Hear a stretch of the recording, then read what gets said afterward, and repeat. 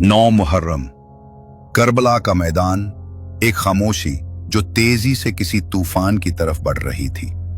शाम के करीब उमर बिन साद ने इमाम हुसैन अलैहिस्सलाम के खेमों पर हमला करने की तैयारी का हुक्म दिया।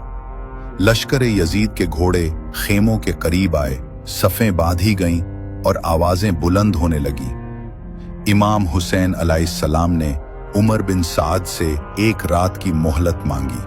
फरमाया, मुझे ये रात दे दो ताकि मैं अपने रब की इबादत कर सकूं। ये रात, जिसे तारीख में शब अशूरा के नाम से याद किया जाता है, इबादत, दुआ और खामोश तैयारी की रात थी। इमाम ने अपने साथियों को जमा किया। फरमाया, दुश्मन सिर्फ मुझे चाहता है, तुम जाना चाहो तो जा सकते हो। मगर किसी ने भी खेमा नहीं छोड़ा। हर चेहरा पुरअज़्म था, हर दिल मुतमईन। हजरत अब्बास अलैहिस्सलाम ने खेमों की तरतीब बदलवा कर एक दिफाई लाइन कायम की। पीछे खंदक खोदी गई और लकड़ियां रखी गईं ताकि दुश्मन आगे ना बढ़ सके। ख्वातीन और बच्चे खामोश थे, मगर घबराहट उनके चेहरों पर साफ थी।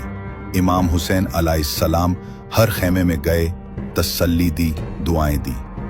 रात को खेमों से नमाज, तिलावत और जिक्र की आवाजें आती रहीं। ये वो रात थी जो आखिरी थी और सब जानते थे।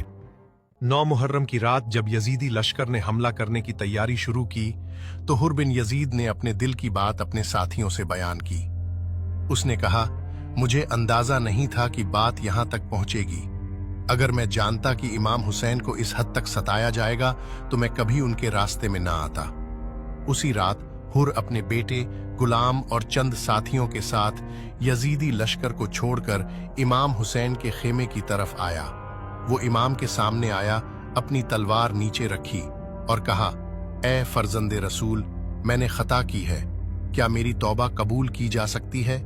इमाम हुसैन ने न सिर्फ उसे माफ किया बल्कि इज्जत से खुशामदीद कहा।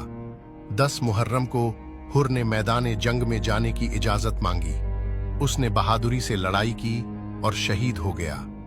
हुर पहला शख्स था जो इमाम का रास्ता रोकने आया और पहला शख्स भी था जिसने इमाम पर अपनी जान कुर्बान की।